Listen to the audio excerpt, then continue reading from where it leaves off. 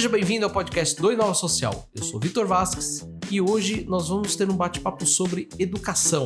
Ele foi para os Estados Unidos com um sonho no bolso e acabou criando um projeto social. Thiago Souza é fundador do Soufia e hoje a gente vai falar um pouquinho sobre o que é essa plataforma.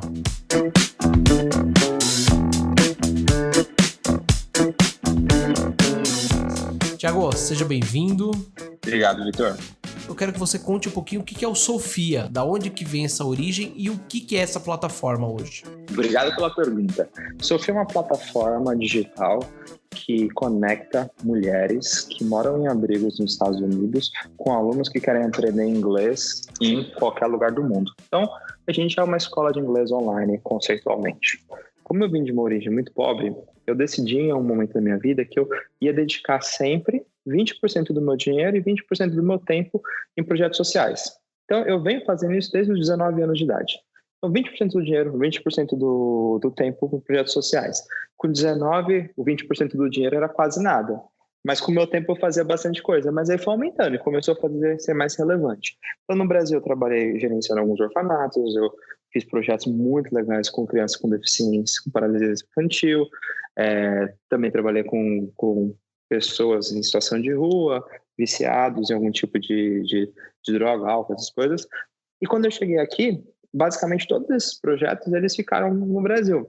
Então, eu ainda conseguia suportar financeiramente alguns deles, mas eu não conseguia me dedicar.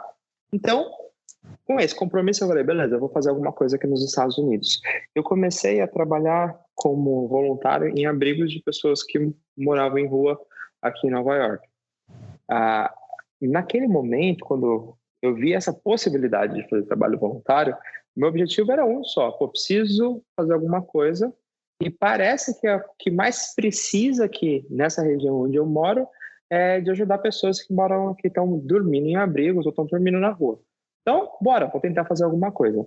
Logo naquele comecinho, esse alguma coisa era basicamente cozinhar e servir comida para eles nos dias frios, ou cozinhar e servir comida para eles dentro dos abrigos, que o principal deles era uma igreja católica que mantinha. Com o passar do tempo, isso não parecia ser muito efetivo, né? Era bem assistencialista mesmo, e também eu não curtia muito, eu achava que não tinha a ver com o meu potencial naquele momento.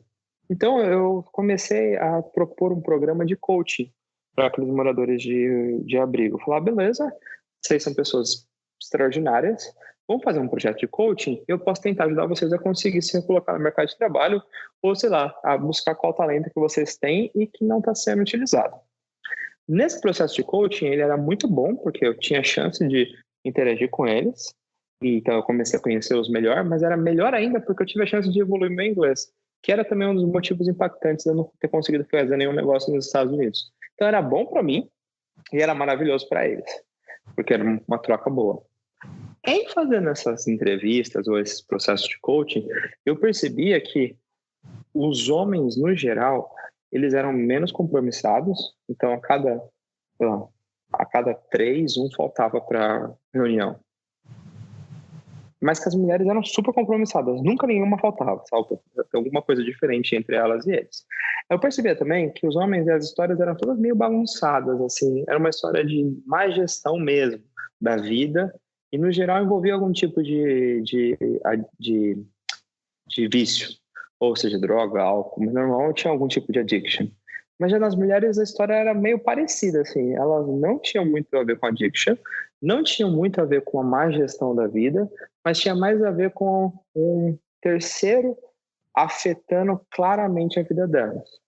Então, as mulheres, elas vinham de histórias de não profissão, né? Então, no geral, eram donas de casa, que não desenvolveram uma carreira, que dedicaram a vida inteira para o marido, que às vezes era, e aí tinha alguns bullet points para isso, violento, e aí elas fugiam de casa por causa que não conseguiam viver com aquele marido violento. Abusivo, ou emocionalmente, ou fisicamente, violento nesse caso, ou era um marido super dedicado, mas que teve algum tipo de doença e morreu, e aí elas ficaram cheias de dívidas e não conseguiram seguir a vida. Ou tinha um filho com algum problema, que era viciado e roubou a família e elas ficaram sem coisas. Mas, no geral, tinha muito a ver com o terceiro, que foi influente naquele processo dela sair de uma vida padrão para uma vida de rua. Então, eu comecei a perceber que, uau, essas mulheres são extraordinárias. Então, tem esse ponto que é, elas são muito boas, mas infelizmente alguém fez elas chegarem nessa situação. E aí, isso foi um lado positivo, mas um lado negativo é que, no geral, elas não tinham nenhuma profissão. Então, não dava para sair de uma sessão com uma senhora de 65 anos e falar, olha, você podia voltar a ser, sei lá, vendedora de alguma coisa. Você poderia voltar a ser... Porque elas, muitas vezes, nunca foram nada disso. Então, a experiência delas de vida, basicamente, era cuido de uma casa, cuido de pessoas, cuidei de filhos. Então, era uma experiência de cuidado mais que uma experiência profissional, claro.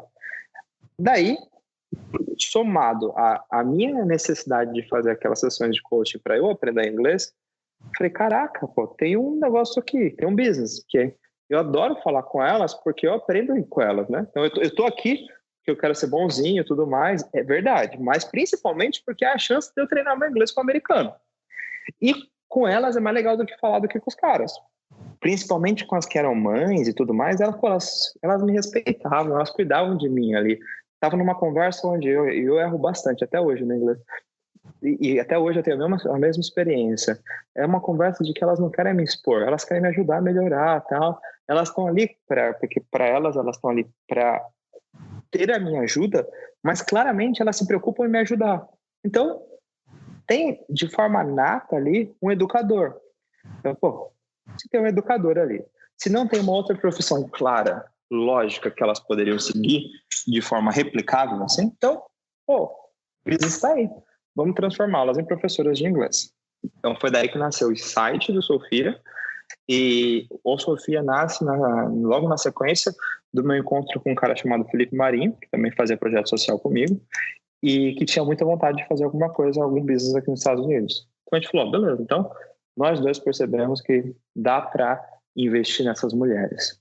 Vamos criar uma ONG, e essa ONG vai treinar essas mulheres, só treinar o conceito de como elas vão transmitir conhecimento. E elas dão aula nas plataformas de inglês online que existem aí no mundo, e devem ter várias. E você falou para mim que você contou um pouco da sua história aqui. Por que você foi parar nos Estados Unidos? Eu queria que você contasse isso pro ouvinte. Cara, eu nasci numa comunidade carente, bem simples, da cidade de São Paulo, chama Recanto dos Humildes, fica em Perus, é o último bairro da cidade, e eu convivi com a pobreza a minha vida inteira. Então, na minha infância, eu tive muita sorte dos meus pais investirem muito no conceito de educação. Então, apesar de eu fazer escolas públicas, educação era uma coisa importante lá em casa. Então, toda a minha infância, adolescência, na minha cabeça, para ser bem sucedido, eu preciso ser um cara que consiga viajar de avião e chegar nos Estados Unidos. Então, essa era a cabeça de moleque, que foi uma coisa que percorreu a minha vida inteira. Eu tive a oportunidade de conseguir estudar, conseguir fazer universidade pública, conseguir bons empregos, inclusive montar um projeto no Brasil que me permitiu ter recursos suficientes para vir para os Estados Unidos. Mas sempre na minha cabeça, na minha vida, mesmo com sucesso já no Brasil, eu tinha a ânsia de morar nos Estados Unidos porque eu acreditava que aqui eu conseguiria encontrar alguma coisa única e poderia fazer, sei lá, poderia me sentir autorrealizado. Thiago, você contou aqui um pouquinho sobre a história dessas mulheres. E eu queria entender hoje um pouquinho, então, qual que é o cenário do Sofia como um todo, né? Qual que é esse impacto que hoje vocês trazem? A gente decidiu trabalhar com mulheres porque elas eram muito mais comprometidas do que os homens em situação de rua aqui nos Estados Unidos e porque elas tinham mais chance de saírem daquela situação. Porque o motivador principal delas estarem ali não eram elas, eram um externo. E uma vez que eu desse para elas o protagonismo de volta das suas vidas, a gente acreditava que elas iam conseguir ser independentes. Então foi isso que originou e que fez o conceito de vamos trabalhar com mulheres que moram em abrigos em Nova York e New Jersey. A gente existe há 1 ano e meio, mais ou menos. O projeto se mostrou muito, muito interessante e deu bastante resultados. Até hoje nós já treinamos 70 mulheres, geramos emprego para essas 70, e dessas 70, 20 já conseguiram sair da situação de rua e terem casa própria. O que a gente percebeu, e isso foi quase que um quadro geral, assim, para quase todas elas, que o fato delas darem uma aula de inglês as transforma em educadores. Mas mais que isso, o fato delas ensinarem alguma coisa mostra que elas têm valor. Então isso ajuda a quebrar o ciclo da depressão que elas vinham vivendo até então e da motivação para elas tentarem coisas novas. o que facilita elas conseguirem ou outros empregos. Então, 10 das nossas professoras, elas saíram do Sofia para trabalhar em empresas grandes, então profissões melhores do que elas tinham com a gente, e a maioria delas vê a gente como uma carreira, um projeto de vida. Então, está funcionando super bem. Você falou um negócio interessante na sua apresentação aqui. Você falou sobre essa questão do não ser só bonzinho, né? Mas que você estava ali também com um objetivo que era aprender o inglês melhor. A gente sabe que tem muita gente que tem essa visão romântica sobre impacto social e tudo mais. Eu queria que você falasse um pouquinho hoje como que vocês fazem para fazer esse tipo de mensuração. Porque eu acredito que, assim, mulheres nesse cenário, principalmente numa cidade tão grande, num estado, na verdade, tão grande, né? A gente fala Nova York, a gente acaba querendo se limitar à ilha de Manhattan, mas Nova York é grande, né?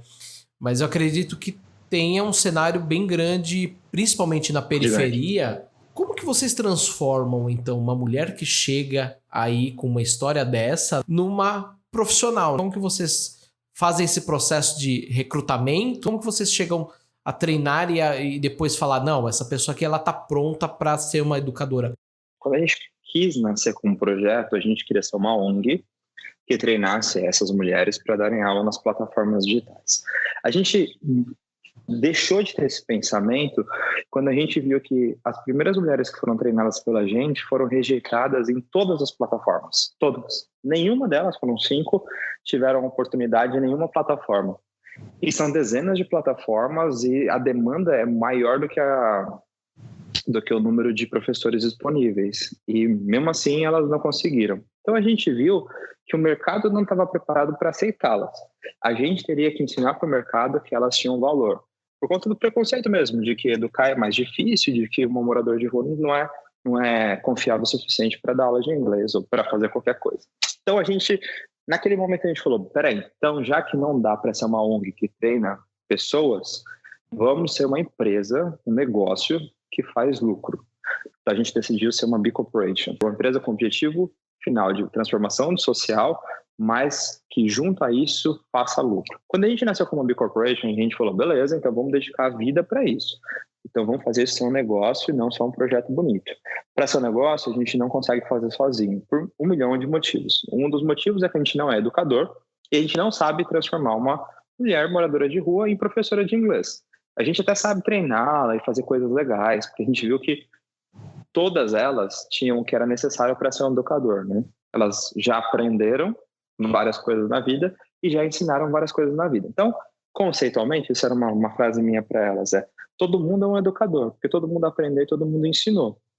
E a didática já nasce com todos nós. Então, não é a pedagogia que vai transformar a gente. A pedagogia é só uma composição de coisas que vão facilitar o uso dos recursos que a gente já faz por natureza própria. Mas aí, naquele momento, a gente falou, beleza, mas essa filosofia ela não vai conseguir se sustentar num modelo de negócio. Naquele momento, a gente decidiu estruturar, a gente fez um canvas do nosso negócio e a gente decidiu analisar o que faria esse negócio acontecer, quais eram os pontos de risco e quais eram os pontos onde a gente não tinha nenhuma gerência ou nenhuma habilidade. Foi onde nasceu a parceria com a Columbia University, que é uma das maiores universidades do mundo e é sediada aqui em Manhattan, onde eles nos ajudaram na estruturação do business, porque a gente era 2 brasileiros querendo fazer negócio nos Estados Unidos. Então você tem um monte de regulação, questões legais e questões burocráticas mesmo do próprio país. Então fomos para a Colômbia e eles toparam. Como o Felipe, que é meu sócio, ele era ex-aluno da Colômbia, foi mais fácil, a gente tinha um acesso mais simples com eles. Beleza. Então, check, tinha alguém para ajudar a gente a estruturar um negócio de uma empresa americana formada por 2 brasileiros. A segunda coisa, a gente precisava de educadores, né? Então, a gente não era educadores e a gente não sabia como fazer isso acontecer. Então, a gente bateu na fundação do Bill e da Melinda Gates, então, a fundação dos Gates, Bill e Melinda Gates Foundation, e eles, dentro da fundação, têm um braço que é só de educação. E eles são uma fundação do mundo e são a empresa que mais, naquele momento, tinha investido em transformação da educação nos Estados Unidos, mas com o conceito de inovação. Eles têm uma empresa chamada EdCurious, que é a empresa que faz tudo isso. Então, essa empresa que fez essa transformação na educação americana, e eles toparam. Falaram, beleza, gostei, vamos sim, a gente acredita, a gente compra a lógica de que dá para transformar um morador de rua em professor de inglês, e a gente vai criar um treinamento para isso. Então, segundo check, parte educacional eles vão fazer.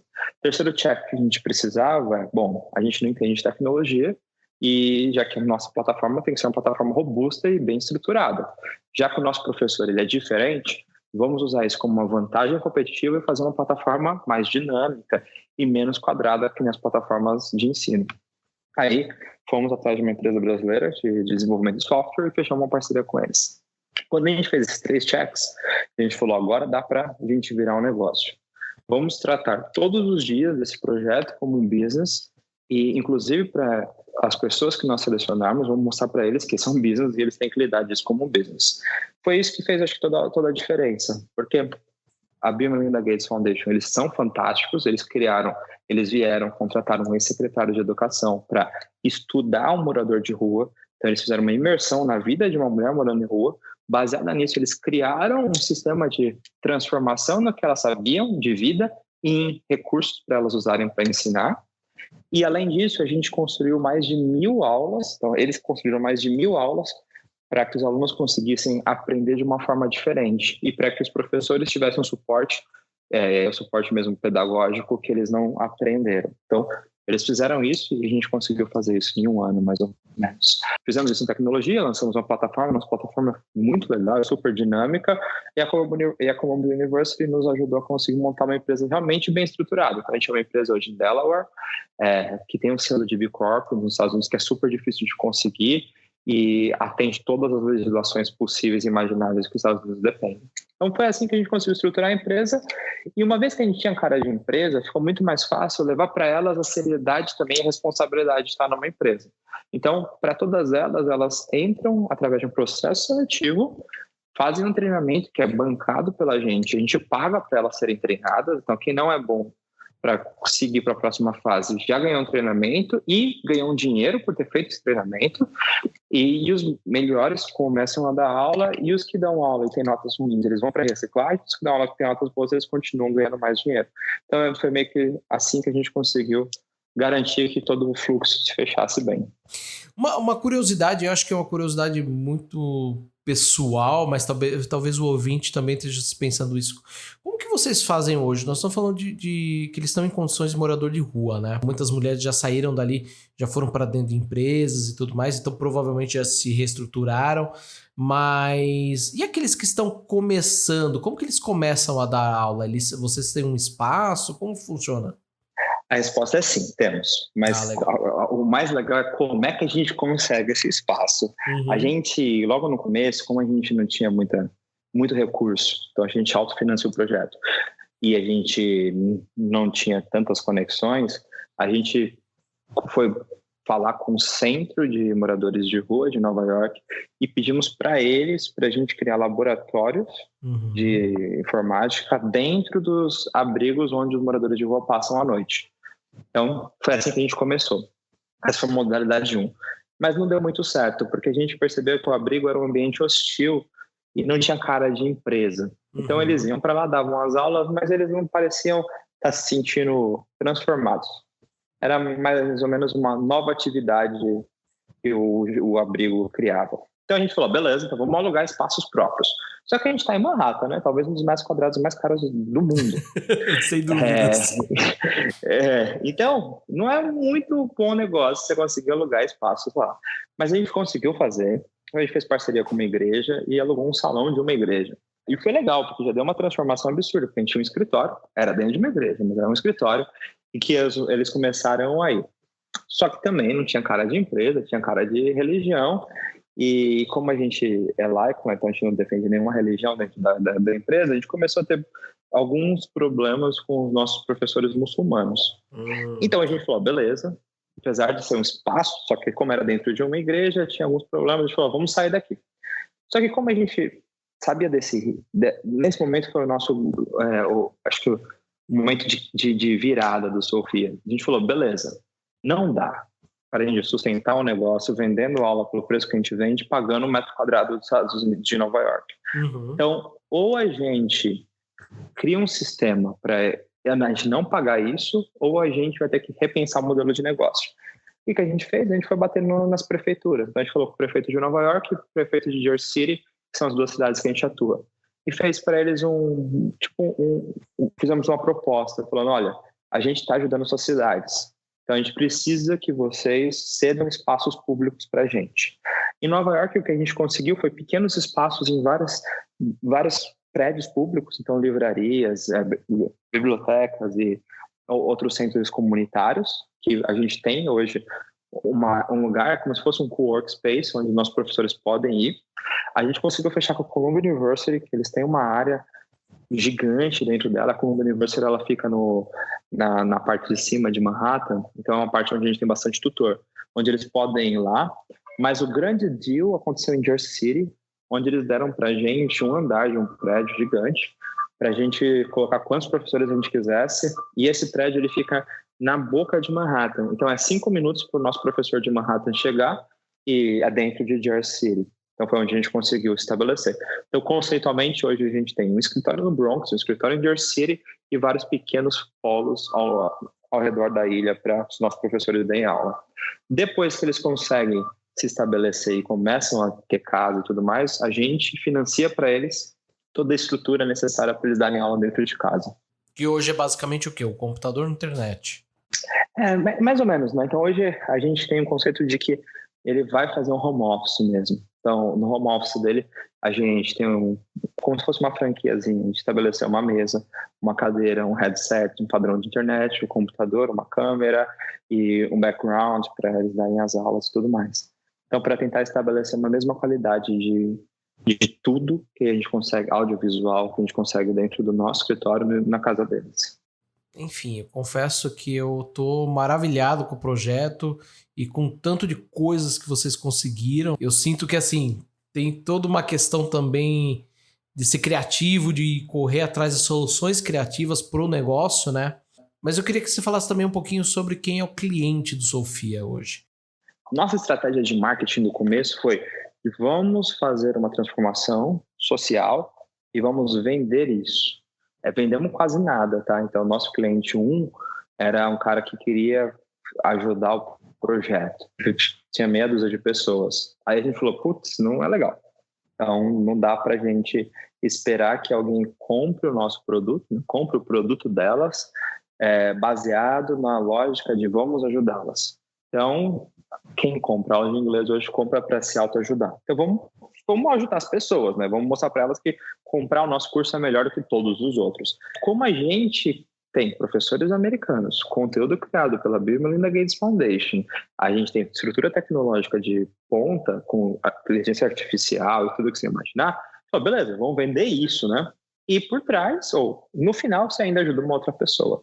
Então, deu certo. Então, quem é nosso público hoje? Nosso público hoje, e a gente está aprendendo também, tá? Nosso público hoje é alguém que quer aprender inglês, gostaria muito de se arriscar e falar com um americano, mas que não tem condições de pagar as escolas tradicionais. Então, esse é o nosso público A. Nosso público B são corporações, que aí sim, elas têm um alinhamento de missão com a gente e que contratam e pagam essas aulas para os seus funcionários baseado na transformação social. Hoje, como que você vê a expansão desse projeto? Não só a questão de público, né, dos clientes que vocês têm, mas também na questão desse impacto social. A gente hoje está na verdade são 3 cidades, né? A gente tem escritório em 2, mas a gente também está operando na Califórnia. Se somar o número de moradores de rua dessas 3 cidades, a gente já chega em alguma coisa em torno de 250 mil pessoas. A gente já tem uma fila de treinamento em espera de 1.000 pessoas, então tem 1.000 inscritos para fazer os nossos próximos treinamentos e a gente cria novos treinamentos baseados na demanda de alunos mesmo. Como a gente percebeu que dá certo, funcionou, hoje a gente tem 1.500 alunos, mas que para eu conseguir literalmente empregar todas as moradoras de rua dos Estados Unidos, eu precisaria de milhões de alunos. É possível também. Para conseguir milhões de alunos, a gente precisava criar uma estratégia de marketing mais parruda.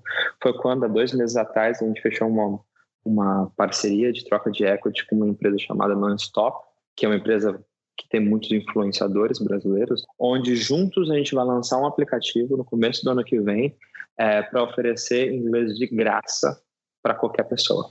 Tá? Então, a nossa ideia com esse aplicativo é a gente ter milhões de downloads, e isso dentro dos primeiros 12 meses, e fazer um upsell para nossos pacotes premiums, onde eles conseguem fazer aula com as nossas tutoras. É aí que a gente acredita que a gente vai fazer uma grande diferença no mercado, tanto como business, modelo de negócio e, literalmente, empregabilidade para essas mulheres. Então, a gente espera que até o final do ano que vem a gente consiga empregar 50 mil mulheres dentro desse novo projeto.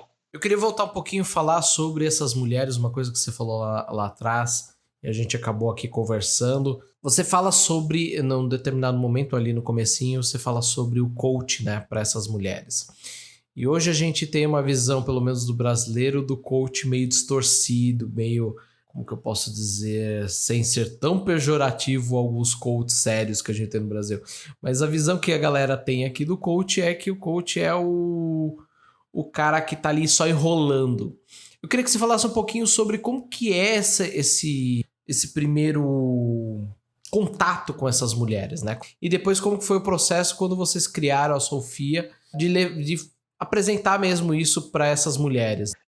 Eu acho, eu não divido muito desse pensamento comum de que os coaches eles não são importantes. O que eu acho, infelizmente, aconteceu no Brasil foi um zilhão de pessoas não preparadas se propondo para fazerem coaching. Então, é uma pessoa que nunca alcançou nada na vida, que quer ensinar uma outra pessoa a alcançar. Você fala, caraca, não faz sentido, né?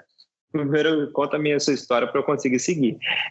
Então, já que nos Estados Unidos também tem a mesma coisa, tem esse lance de qualquer pessoa da coaching, mas aqui é mais bem estabelecido isso. Quando você vai para uma mulher que nunca teve uma experiência profissional, ou se teve, ficou muito longe no passado delas, só o fato de ter um outro ser humano, uma outra pessoa na frente, pensando com ela o que ela poderia fazer com aquelas habilidades, já é bem legal. Então, o coaching para elas funciona super bem. E eu era um cara diferente, porque eu vim de uma história no Brasil que também vem numa história simples, né? Então, gerava uma empatia fácil. Eu vim de uma história simples, de uma periferia, de uma cidade lá do outro lado do mundo, e consegui estar aqui na sua frente super bem, dirigindo um puta carro extraordinário aqui, vivendo numa casa maravilhosa. E eu consegui tudo isso com quase zero recursos. Você tem mais recursos que eu, você consegue também. Então, isso motivava, isso era bom. Mas, além disso, isso dava para ela falar, opa, alguém está dando atenção para mim. Então, isso era bom. Então, isso gerava bastante resultado. Então, o coaching funcionou muito bem. E, para mim, era muito legal também, porque eu te falei, eu tinha a chance de treinar meu inglês ali. Então, era uma troca perfeita. Já quando a gente apresentou a Sofia para elas, a gente teve 2 reações. Na verdade, a gente teve uma reação principal, que era a primeira reação, que era não consigo. Tá? Então, no geral, a reação de 99% delas era e ainda é das novas de não consigo. Aí a gente sempre teve um trabalho de convencimento, falando, você consegue, de motivação e tudo mais, mas no geral essa é a primeira reação. A segunda reação que vai começando a mudar é quando elas entram no treinamento, elas percebem que não é tão difícil, mas o não consigo continua existindo. A gente tem um treinamento hoje mínimo de 30 horas antes da primeira aula. Essas 30 horas, elas têm um aspecto muito grande de transformar o medo delas, ou desconstruir o medo delas e transformar em uma coisa simples o que elas vão fazer. Porque imagina só, você pega uma moradora de rua, uma pessoa que está desacreditada de si, ela já desacredita de si, você fala para ela que ela vai ensinar um ser humano de outro lugar do mundo a falar a língua dela que é difícil pra caralho, entendeu? Então, gera muito susto. Então, essa é a primeira reação. Depois das 30 horas de treinamento, elas começam a aceitar a ideia, mas continuam achando que é muito, muito difícil. Depois da primeira aula, que é onde tem a transformação. Então, a primeira aula, e sempre as primeiras aulas elas são acompanhadas, elas descobrem, elas desmistificam que o aluno é um cara extraordinário, fantástico, e descobrem que o aluno é aquela criança que não consegue compor meia dúzia de frases e que o pouquíssimo que ela pode oferecer para ele, que é só estar ali e ouvir falar alguma coisa, já ajuda demais eles. Então, depois da primeira aula, você tem uma total outra reação, que é, uau, por que eu nunca pensei que eu tinha uma puta negócio de graça que eu poderia vender, né? E vender caro, porque tem gente comprando, bastante gente comprando. Então, esse é meio que o fluxo de reações. Mas a primeira sempre é um susto e depois sempre é, nossa, pô, eu sou boa. Isso eu consigo fazer. Ainda falando dessas mulheres que eu acho que tem uma coisa muito rica aí para ser falada, eu queria falar um pouquinho sobre a Meg. Quando a gente fala morador de rua, até mesmo periferia aqui no Brasil, a gente está acostumado a já ter um pré-conceito de como que é esta pessoa. Então a gente pega a população negra, população de baixa renda, e a gente assim, não existe só isso, né? Então eu queria que você falasse um pouquinho sobre a história da Meg, porque a Meg, assim, à primeira vista, quando você vê ela, né, você fala assim, bom, essa mulher não é uma moradora de rua. E ela tem todo esse histórico que você falou aqui, tanto de ansiedade, depressão, problema de um terceiro, tem uma história também, enfim, ela, já vou dar um spoilerzinho da história dela, que ela cresceu no orfanato, né? Mas eu queria que você falasse um pouquinho sobre o perfil também dessas mulheres e um pouquinho da história dela, que eu acho que é bem rica. Assim, o estereótipo do morador de rua do Brasil é diferente do dos Estados Unidos, porque aqui no Brasil você tem muito mais essa lógica de um tipo de vício que leva a pessoa para a rua. Aqui é um pouco menos, ainda mais nas grandes cidades que nem essa. O morador de rua pode ser uma pessoa que parece com uma outra normal, só que não tem onde dormir. Então virou morador de rua. Mas sim, também se você fosse representar num picture, seria um afro-americano, mal arrumado, que, sei lá, não parece ter potencial. A Meg, ela não tem essa cara, né? Então ela não tem essa lógica. A Meg, ela, igual talvez 15% dos moradores de rua, ela é branca e tem cara de branco europeu. E, então, para ela, é até um pouco mais difícil ser morador de rua, porque ela não é aceita pela população que mora na rua. Ela é bem excluída nesse aspecto. Mas a Meg vem de uma família onde ela foi abandonada quando nasceu. Ela foi para um orfanato, viveu nesse orfanato ao longo da vida inteira. Foi casada com um marido que abusava dela, então o marido abusava dela e abusava do filho. Então, ela viveu um bom número de anos dentro dessa situação e viu o filho sendo abusado pelo marido ao longo da vida inteira. Esse filho cresceu, casou, teve um filho, só que ele veio com essa mancha ao longo da história dele que em algum momento fez com que ele se matasse. Esse filho dele, então o neto dela, alguns anos depois, tendo conhecido a história do pai e também vivido com essa mancha ao longo da vida, também se matou. Então, quando a gente conheceu a Meg, ela tinha vindo de uma história onde foi abandonada quando nasceu, casou com o marido que abusava dela, e quando eu falo abuso, é abuso sexual mesmo, dela e dos filhos. Abusava dela e dos filhos, teve um filho se matando por conta disso e ela se autorresponsabilizava por ter deixado isso acontecer, e teve um neto se matando porque o pai se matou. Então, sobre as costas dela, ela tinha toda uma vida de desgraças, né? Onde ela se culpava por isso. A gente se conheceu, então a gente estava gravando um vídeo de lançamento do Sofia e ela tinha acabado de tentar se matar. Ela não foi bem sucedida nessa tentativa, graças a Deus. Mas ela tinha acabado de fazer isso.